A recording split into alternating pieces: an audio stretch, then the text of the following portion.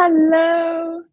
Happy Friday. It has been one hell of a day, I think. Anyway, I'm really excited about today's guest, and I'm just going to caveat to say anyone who's been watching this show or listening to this content on the replay for as long as I've been doing it knows that I don't really generally bring a lot of mental health clinicians on board. So, this person that we are speaking to today is really special.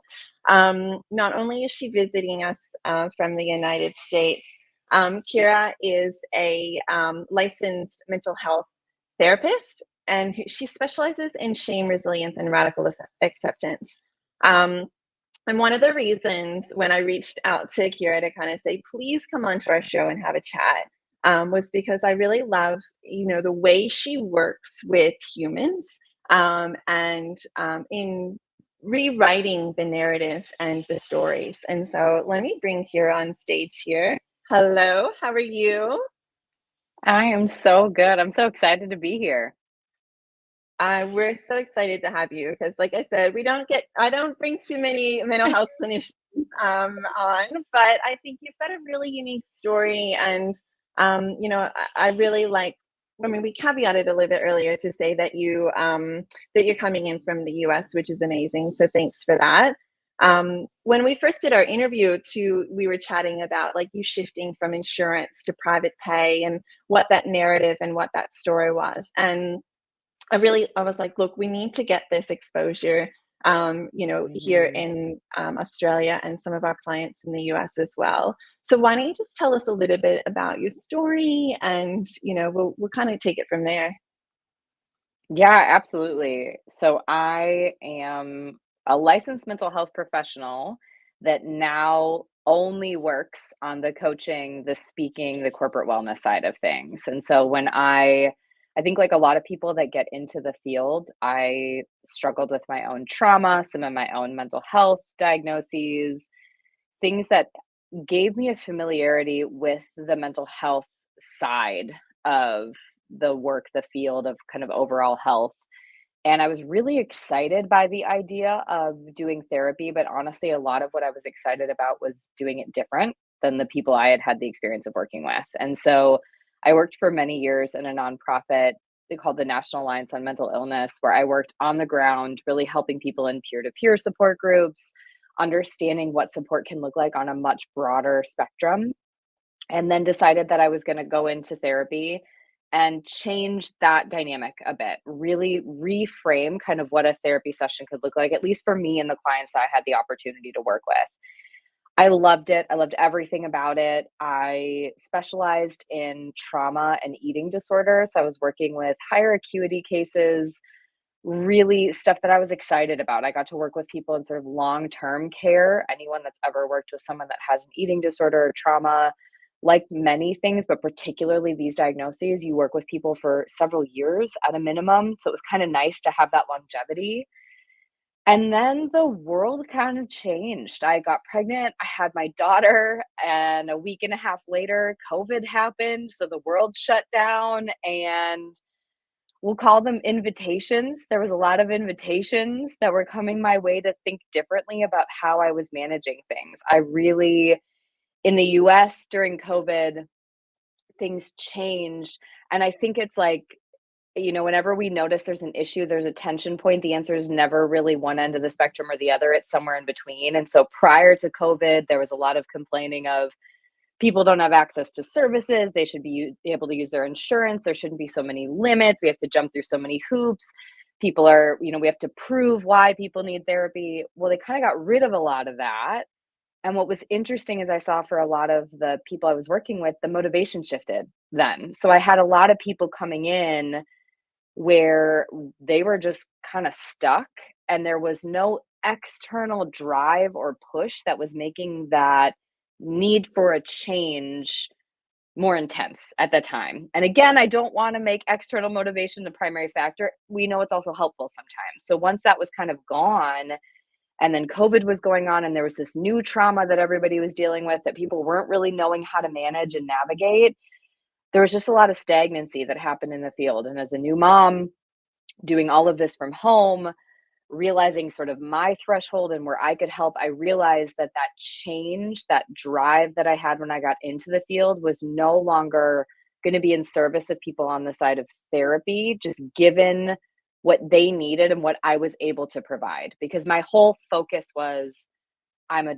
direct, blunt, incredibly compassionate person, and I'm ready to get in and do the work with you. We're here to do something. We're not here to waste our time. And my expectation is if we're going to be here, again, I want to hold compassion and grace, and I'm going to expect that you're doing things outside of the therapy room because that's where we're trying to make change. That just wasn't lining up with the world and the state of things for people on the therapy side. And so I made some really hard decisions. I'm sure we'll get into this because there's a lot of shame in making the choice to get a master's degree, to get licensed, to be a therapist, Yeah, and then essentially have this storyline of like, are you selling out to become a coach and to yeah. do speaking? And so, but I can Mm, say when my shame doesn't come into the story, and I still have bits and pieces, it's the absolute best decision I could have made for me and my clients, past and present. The past clients mm, I had are working with amazing therapists, able to really like that's their niche. They can stay in that stuckness and sit in it and hold it. It's mm, just not where I thrive. So I've been able to make that transition. I think it's been great. And there's still, you know, the little narrators that come in and try to yeah. change what you tell yourself as you make that transition. And that's where I really want to kind of get into the meat of this because, you working for yourself and, that transition and deciding, okay, these constraints that are put out, the bureaucracy of the insurance companies, we have that Mhm. similar here in Australia with Medicare, and that similarly, it changed. Like a lot of things went out the window during COVID, and there were a lot of less constrictions around clinicians being able to deliver therapy. But one of the things that you and I spoke about in that is like there's a lot of competition, there's a lot of Yeah.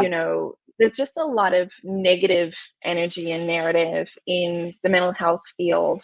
And when we were talking about that, we were like, well, that a lot of that is driven by shame and fear and the unknown, and a lot of our own insecurities and things like that. So I guess, like, let's kind of chop your story into little bits and pieces. Let's talk about your decision to kind of move away from insurance to go into Yep. that self-pay, transition more into that like coaching space. Like, what were your struggles with that, and what did that actually look like for you in the beginning?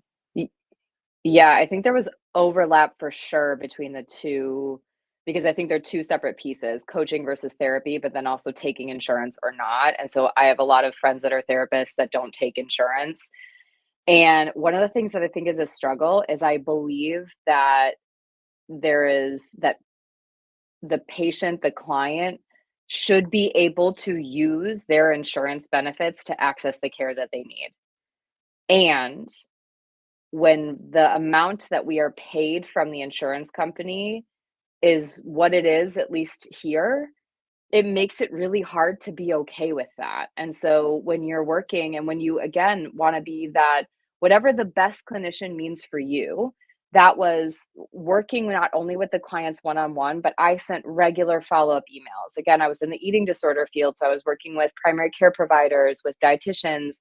That's so much extra time. Even just writing your note is not billable. So by the time that you're doing that and you file with an insurance company, you're getting pittance back. And you're like, "Wait, I this is where I think I'm being gaslit a little bit because I know I'm supposed to be doing good in the world, but, like, I also kinda need to have an income that's sustainable, but now I feel like the jerk for saying this isn't sustainable." But it's true, it's not a sustainable business model, so the only way to make a living that was working was like, well, then you've gotta see 7, 8, 9 people a day, and when I'm doing trauma work, I don't have that in me. I can't do that many hours, and so there was a lot of, like again, it felt very much like gaslighting, and some of it is, like, a little bit internal, but a lot of it was the storyline of, "Well, we're supposed to do that. What do you mean? Now you're gonna go private pay? Like, you think you're better, and now you're self-selecting out, so what you're basically saying is you're not gonna see everybody, Mm, you're only gonna work with rich people. So what does that say? So now you're not interested in working on social justice issues. Now you're self-selecting to the people that can do that. And so there was a lot of that Mhm. story and having to make some decisions around what is my time worth? And that's something I think a lot of us as people Mm. struggle with. What is my time worth? What is my energy worth? What is my expertise worth when I come into the space? And the problem isn't me for wanting to be paid more for that. The problem is the system that is designed that says we're not worth more when we're providing that. And so I think it's that sort of feeling of, well, now I'm responsible for it. But again, it's me trying to work within a system that really isn't designed for us to be thriving. And so that was kind of part Mm. one. And then the decision, honestly, similarly with therapy versus coaching, is when you become a licensed provider, you have an ethical code that you have to follow. And I Mm. stand by all of the elements of that.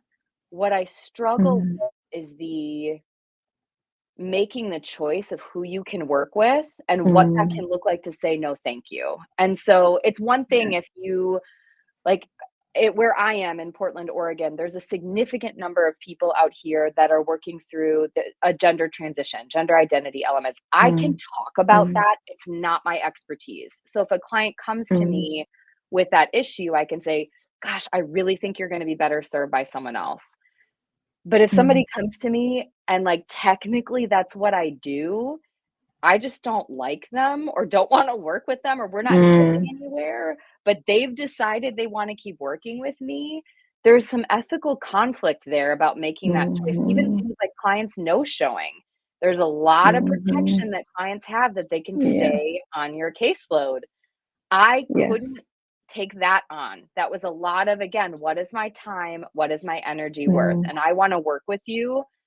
I also learned that I was ready to work with people that had a little bit more of that internal drive and commitment to be Mm. able to show up. So, likely maybe a little Mhm. further in the recovery process than who I was working with Yeah. at the time. So the coaching Mm. transition was being able to say, "We're not a good fit. We've got, or here's 5 sessions and then we're Mm. done." Or here's Yeah. this thing. If we aren't able to work towards those goals, what that tells me is we're not in a good position to continue working together. So there's a little bit more ownership I'm able to put on the Mm. client because I think where it's a disservice to not put the client in the driver's Yeah. seat, both in the sense of empowerment, but also in an ownership, like your time is worth more too. And so Yeah. those were the two things that were really hard in the beginning. Yeah. I love that because, like, one of the things, like, I mean, being an American who's been living in Australia, for 13 years, doing the same thing I did, coaching clinicians in private practice in America and then doing that here. I always say, people look at the American health system and they get freaked out. Like outside world looks at Yeah. the American health system and they get freaked out. And I remind everyone that I kind of talk to, I'm like, there are some really strong benefits, that do come with the American health system. And so I like to generally talk about those things. And one of the things I always say to people in Australia, if I'm going to say anything positive about their health system here, which I don't generally say too many positive things, but it is that in America, when you've got a client, you're stuck with them. You're then that primary person. But in Australia, the beautiful thing is the primary care physician or the GP is the primary person. So if there's someone that they're working with, they have the luxury, if all of those reasons, they don't like them or they don't think Yeah. they're a good fit, they can send them back to the GP, and the GP then can sort out the I know, it's not that's I'm like, it is the most amazing, and I'm like, "Okay, we don't have the luxury of that in America." You're that primary appointed clinician. Yeah. But I guess, you wanted some of that flexibility, and what I heard a lot of in your story, and I wanna hone in on this because it doesn't matter where you're from, um, I hear this same sort of narrative, and I'm seeing that pulled up from you as well. It's that society is saying you're in the health position, like society saying, like you're in a helping profession, you should be, and I hate should, you should be doing this. Um, for all of these, altruistic drivers, and there's a very big cognitive dissonance between, hold on, this is my career, this is my Mhm. profession, this is something I'm doing so I can pay my bills. whilst still also wanting to kind of give back. And that cognitive dissonance of what you know you want and need and what society and your competitors, because that's something that also happens in the US a lot and here in Australia, is there's a lot of judging. And you mentioned this a bit in your story where, Mhm. like it was like, okay, your referral sources, your friends, like other people kind of saying to you, hold on. So that means you're only going to work with people who can afford your services. Mhm. And that for me is something that I hear a lot from my clients in the US and my clients here in Australia as well. So, like when we talk about, what we're here to talk about a little bit, which is unpacking all of that, and Mhm. really reclaiming the narrative, what was sort of your process in being able to, get to the point of making the decision to kind of say, I hear what you're saying, society, but I've got such a, there's such a difference between what I'm wanting and needing and what you're telling me I should be doing. So how to tell us a little bit about that. Yeah, well, I think the thing that people aren't often aware of is the only reason that those pressures carry any weight is because we internally have a belief that we need other people's approval. We need to follow these things. This is the Mm, root of what shame is. So shame, or the fear of not being enough, not being good enough, not being successful enough, not being likable enough, whatever that is. And so it gets really muddy when we're working in a profession that is about connecting with people in a mental and emotional space. And so we've got our own stories, our clients have their own stories, other clinicians have their own stories. Everybody is working through their own shame narratives. And when there's a path that's very clear, and this is what you're supposed to do, and here's the ladder system, and if you keep climbing it, then you're going to be good enough, that gives us some sense of false security that we're going to be okay. So, this is what it means. You're a licensed therapist. You climb these ladders, you do these things. This is the plan. So, when I hopped off, that was a threat. That was a threat to the system that has been designed that says this is the path to being good enough in this profession. It's the same as we think about how many clinicians are, they're booked, they're burnt out, they're overwhelmed, but instead of taking their lunch break to give themselves that mental emotional reprieve, they're booking another client who's in crisis, telling themselves that I'm not worthy of the break, that person is worthy of my time. And so it's the same thing over and over again. And part of that then for me was realizing I stopped liking myself. I stopped liking, I mean, I would at the time, so I left in 2021, October 2021 is when I made the full transition shift. So I was about a year into the pandemic, a year and a half before I was like, I'm done with all of it. But it was intense, and it was like I was breastfeeding my daughter, she would be in the other room, I'd hear her crying, I'm doing a trauma, session, then I'd go play with her for a second, I'd try to come back and do 2 or 3 more, I've got somebody who's in a like, screaming at me because we're doing this really intense work and they're getting triggered in some way, and then I gotta go back and play with my kid and do tummy time. I'm like, I can't task switch, I can't take this on, and so it had to get to the point where what I had to reconcile in my head is that it is not my job to be everything for everyone, and that choosing me ultimately means that I am choosing to be a better practitioner for my clients. Choosing me does not mean that I don't care about my clients, that I'm not invested in the work that I'm doing. But if I can really get clear on, and if we even think about it like when we were all little kids, we wanted everyone to like us, we wanted everybody to think we were great. We actually can't do that. Not everyone is going to like us. If you dare to have an opinion, if you dare to do anything, you're not going to be liked by everyone. So I had to really recognize I don't work for everyone. I work for a select few people that I am going to show up and I'm going to give my 100%, whatever that is for me, to those clients. But if I don't give 100% to myself as well, and 100% to every other role I care about, I had sort of the fortunate experience of a new baby. I mean, there was obviously some downsides too, but the new baby in the pandemic was also this realization of like, whoa, that I got to invest on that side too. I don't have the sort of like luxury of ignoring that that's a real thing. Until I burn out, I've got to deal with it. So I think that was really the piece, is recognizing that I cannot take it on. I'm not supposed to help everyone. And I choosing myself ultimately means choosing my clients and supporting them to the best of my Mm. ability. Yeah, and I love that recognition of I can work intentionally. I can be more intentional in my decisions. And so I think, another piece of what I'm hearing, in this chat and this conversation and what I hear from my clients is really the self-sacrificing components of that, right? And this element of when Mhm. you're doing all of those things for every single person, you then burn out from the interpersonal, conversations that you're having and the relationships that you have to hold, and the social components of that as well. And then it doesn't allow you to work intentionally. It doesn't allow you to find balance. And so rather than the narrative being, I'm choosing private pay clients, I'm choosing to shift from some of the regulations that are put into place which impede the services that I know I can deliver, and taking that narrative and instead saying, hold on one second. I'm an adult here. I get to decide what that Mhm. means. I'm going to make intentional choices. I'm going to help the people that I know that, I can help, rather than trying to like save and rescue everyone, which then is going to allow me to have balance in both my career and in my personal life.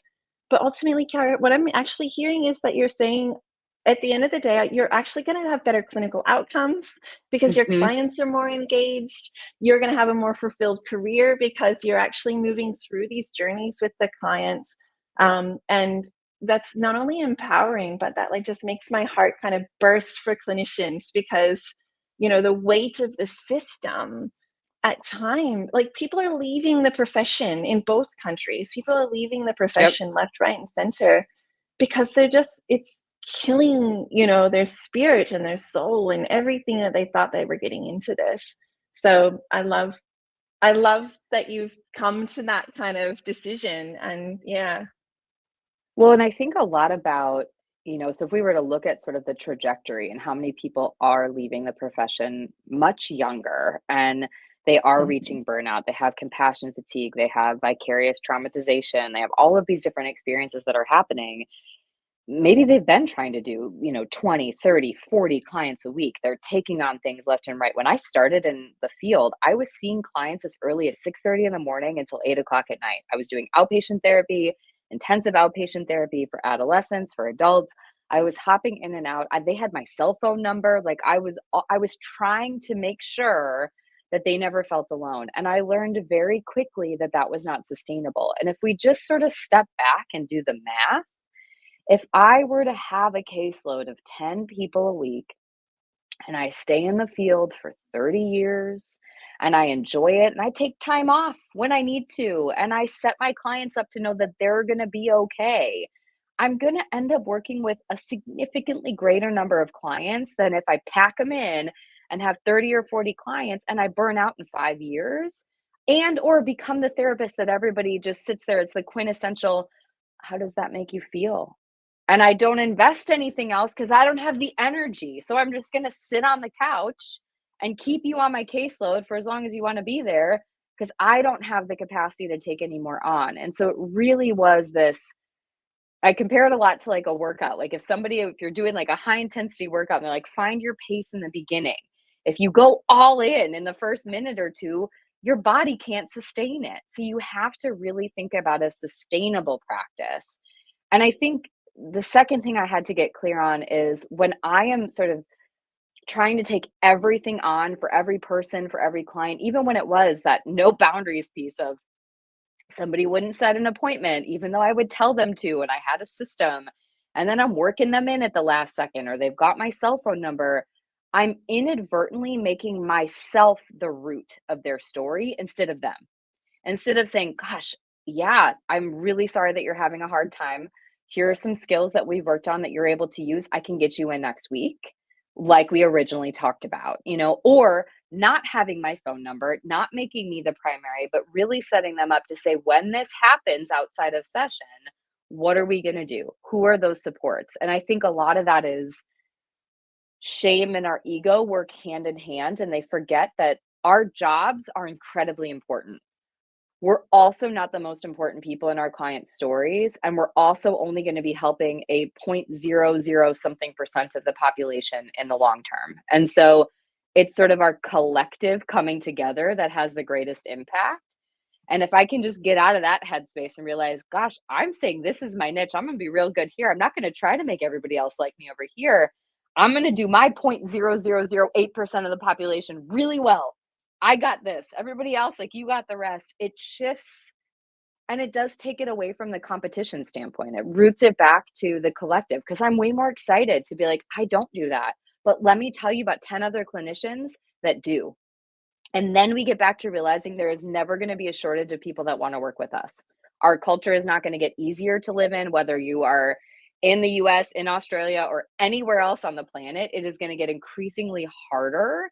Our mental health distress, as new opportunities and options and all that expands, like we're always going to have people. So you also kind of have to let go of that too and realize if we can just get clear on who we're working with and our why and what's sustainable, the route is much easier for us and the work becomes much easier.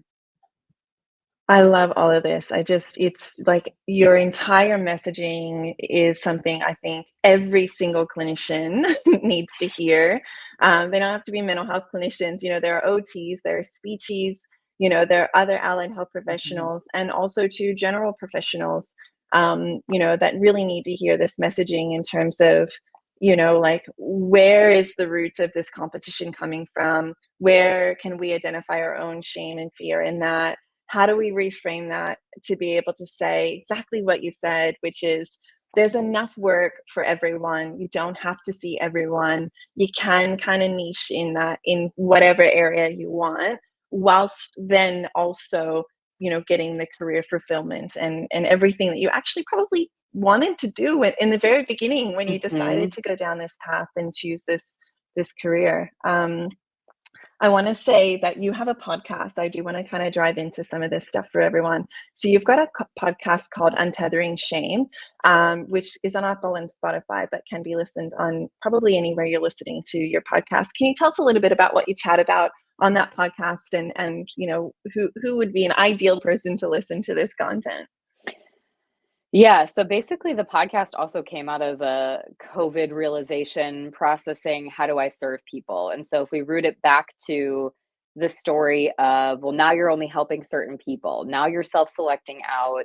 One of the things that I thought a lot about is that's not actually true. It just means maybe the people that are paying for one-on-one, I might have limited people. And so when I thought about the podcast, I wanted to think about how do I provide really supportive, helpful content to anybody, regardless of where they identify socioeconomic status, where they're located, but also thinking about for many people, maybe they've heard of Brene Brown. Like, I think everybody at this point has heard of her, but I think there's still quite a big misconception about what shame is and that it's a universal experience. And so for me, the podcast was a way of saying each episode is shame and blank, whatever the topic is. And so it could be, we just did one on shame and adoption, shame on and whether or not you want to have kids, shame and being there. One of my really good friends talked about immigration and being an immigrant from Afghanistan and coming to the United States right before 9/11 and what that looked like. And so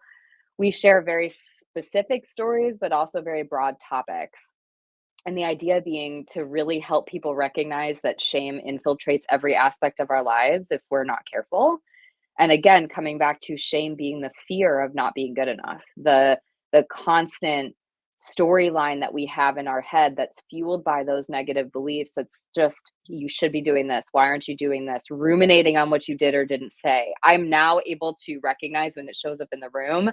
So mine even is here while we're talking right now in the background trying to tell me you don't sound professional enough. What if people don't think that you should have been the one on the topic? And so you hear it, but oftentimes it's just what you've heard for so long, you assume it's right or the only voice. And so the podcast is really meant to have other people share their stories, for other people to listen, maybe on a topic they relate to, maybe not. And they go, oh, that's how that shows up. Oh my goodness, this is what happened to me, or this is what's going on for my best friend, or I didn't even think about this. Yeah, these things do need to be talked about. And so then it doesn't become therapy, coaching, whatever, is only for people with these diagnoses or only for people with trauma or only for these things, but realizing we as a collective, a global community, struggle with this very innate fear inside of us that says we don't have connection and belonging, or we're not deserving of connection and belonging unless fill in the blank of whatever cultural norms, internalized biases you have. And so my hope is that as people listen to it, if it's clinicians, they're thinking about their own stories, but also the people they're working with, and maybe thinking about how that person, when they're not doing X, when they're not medication compliant or whatever, what might be going on? What might be happening? What else is at play for them? And then really just kind of starting a bigger, broader conversation on how we change the way we connect and work together. Mm. I love that too because you not only are you normalizing it, but you're actually minimizing the isolation that people might feel around those feelings. And I just posted something on in my my personal Instagram account the other day, and I can't remember. I can't remember if it was who or just a couple of states in the United States that has actually recognized isolation and loneliness as part of like an epidemic in terms of society Mm, now. And it was like this massive like realization that more and more people are feeling lonely, more and more people are feeling isolated.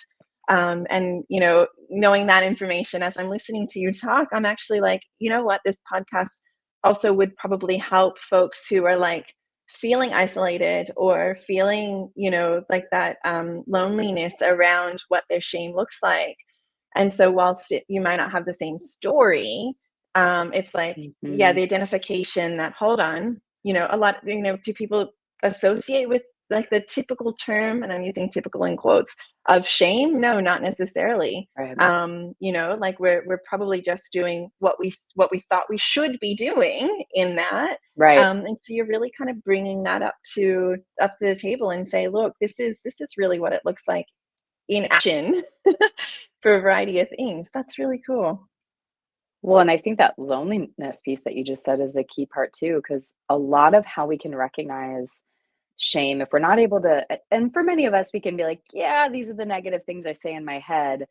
But we don't realize that if you were to survey all of your relationships right now, friends, loved ones, coworkers, whatever that might look like, for many of us, there is a loneliness that exists in those relationships. And if we really dig into that, that is likely connected to shame in some way. That you are engaging in these Mm, relationships from a place of fear. So for me, I'm very much a people pleaser. I built most of my relationships about trying to be everything for everyone, which made me really great as a mm, therapist and a coach, but also really devoid of support for me in a mm, lot of ways because mm, that was what I filled mm. everything in on. And so I was like, well, where's my how are you doing? That's like I need that too, but you don't even realize that Yeah. you conditioned yourself out of thinking you deserve it or what that could be like. And so Mhm, I think for many people, if they can come to the podcast from that standpoint too, it's realizing for the most part, that loneliness and resentment comes from that place of feeling like we're stuck having to exist this way because we don't believe we deserve to exist in any other way, shape, or form. And if we can break that, mm. things like, no, I'm allowed to start a coaching business that Yeah. doesn't make me a sellout, we can actually unlock more authenticity and allow for greater connection, both to our own values and purpose, but also to other people. I love all of that. I love all and something that you have to kind of really work through and identify, and it's a process even for clinicians, and, like, it's interesting because you would be talking a lot about that in your career of working sort of with those long-term conditions, and Hmm. yet, that process of you applying probably some of those tools to yourself would have been monumental in that. And I hear that a lot. A lot of times in my coaching space, people are like, oh, that's exactly what I tell my clients to do. Yes, I just need to apply it Yeah. myself. And so Yeah. I think there's just a little bit of that as well. Now, Kira, you've got a YouTube channel as well. Do you want to tell us a little bit about that? Yeah, I think, when I really YouTube was kind of a fun way. I do a lot of speaking events. And so it was like, oh, this is a fun way to share little tidbits and speaking. What I think about it now is kind of like small doses of therapy in a way. It's not actually therapy. We're not providing therapy over the internet like that, but it is really breaking down, what is radical acceptance? Or let's think about our goals and resolutions and why they don't seem to be working out for you. Or let's talk about unreasonable expectations and how when someone's asking you to rethink them, it doesn't mean that we're saying, well, you should lower them because you're worth less, but more, let's think about why you felt like they had to be this way in the first place. And so it's a lot of these sort of micro invitations for people to dive into little topics. I think about sort of YouTube and the podcast honestly being a place for people to start exploring and going, oh, I can see myself in that. Oh, yeah, this is helpful. And it starts to build a sense of self efficacy and confidence. So if they're watching a small, 3-minute video with a specific tip or skill, or, something to try shifting in terms of the language that we use, and they put it into practice and they see that's helping a little bit. Now we've got a 1% shift. And if they can come back again and find another 1% shift, as they start to build a little bit more of that self efficacy and momentum, they're going to get to that point where they go, I think I'm ready to do some of those bigger steps. And then they're going to look for a therapist, or they're going to look for a coach, or they're going to take on a little bit more of that healing. And so it's kind of Mm. a way, I think, to give people space, almost like an interactive workbook of, here, let's try this, Yeah. let's do this. And then we can kind of chat as Yeah. a community and kind of work on some of those small pieces so that you can build up the capacity to take on those big mountains. I love all of that. I feel like what sort of the narrative moral of this kind of story is that you've, taken on the weight of society and what everyone has kind of said you should do. And you've given them the big middle finger and then just said, actually, this is my life and this is how I'm gonna do it. I'm gonna go ahead and niche to a point where like I'm gonna Mhm. work with people that I know I'm gonna be able to work like assist and who are ready for that, in the stages of change, they're in action, they're ready to kind of go and get that done. And then on top of that, I'm going to build a community through my podcast to, raise awareness and to get information out there, and normalize some of the shame and feelings that we have as human beings. And then also to I'm going to provide the same community or maybe a broader community, through YouTube with tips and tricks and ways to be able to, um, you know, um, move through these processes themselves. And so by flipping off Yeah. the everything else, you're kind of saying you're helping more people. You're actually have broadened your capabilities of being able to make a bigger impact in the world. And I think that's just phenomenal. And if someone hasn't said it to you today, kudos. Thank you. Kudos. Thank you. And You I should be think a really lot of proud of it what then, you've like done. you said, it is coming to that place where you go, I could keep doing all the things in the ways that I've been Yeah. told or believe that I should. I could keep doing that. But again, it comes back to that question of at what cost and am I willing to Yeah. pay that? And I think Yeah. really considering our time and energy, not just money when we think about cost of anything, and spending the rest of my life burnt out and ultimately resenting people, that's not fair to them or to me, when Mm. instead it's saying it is ultimately, radical acceptance. I'm the only one that gets to control and has the right to control what I do or don't do. And I Mm. cannot control what anybody else thinks about it. And so I've got to Mm. own that and decide how I'm going to write that and how I'm going to say, okay, this is how I'm going to provide some of those free low cost resources to Mm. people. And yeah, they might not all be able to work Mm. with me one on one, but I'm also not just saying, well, nobody has access to me unless this. And that's how I'm okay reconciling that value and providing that, bigger Mm. support. The ultimate goal being at, for me, I don't think that I'd like to get to a place where none of us have a job anymore. Again, I don't think that's ever going to happen. But if we could just build a community where people had hard Mm. conversations and it didn't feel like it had to take place in Mhm. secret in the therapy room, gosh, Yeah. it might feel very different for so many of us. So if we could build communities with each other and with the clients that we're working with, I think it really will pivot all of us out of that space of competition and fear and Mm. panic and also sort of an over assumption of responsibility for people's stories that aren't ours to try to take on. In that whole I was just recapping our whole entire conversation, and it was like this whole story and just watching kind of the arc and the finishing of it. You started the story, you know, very much looking outward, like looking at the people, looking at the governing bodies, looking at, you know, what society Mhm. tells you you should be doing, you know, what probably university has drilled into you. And then we've moved Yeah. into this space, like your competitors, you know, all of that kind of stuff. And then you've moved into this space where you're like, do you know what? Like, I need to look internally.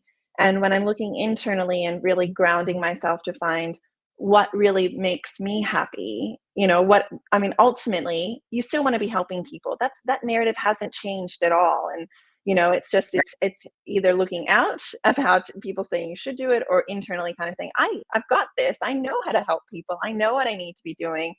And there's just almost this sense of kind of like, yeah, chaos that kind of came from the beginning because you were trying to juggle all of these other people's storylines actually, all the way to now Mhm. you're like, hold on. I know I've got this. Um, and really having that confidence. And I will say that because, you know, like I don't even think it's a fake it till you make it because, you know, there's a lot of this story in there that's a bit like, well, I didn't even fake it. I was just like jumped scared Yeah. to see. Yeah.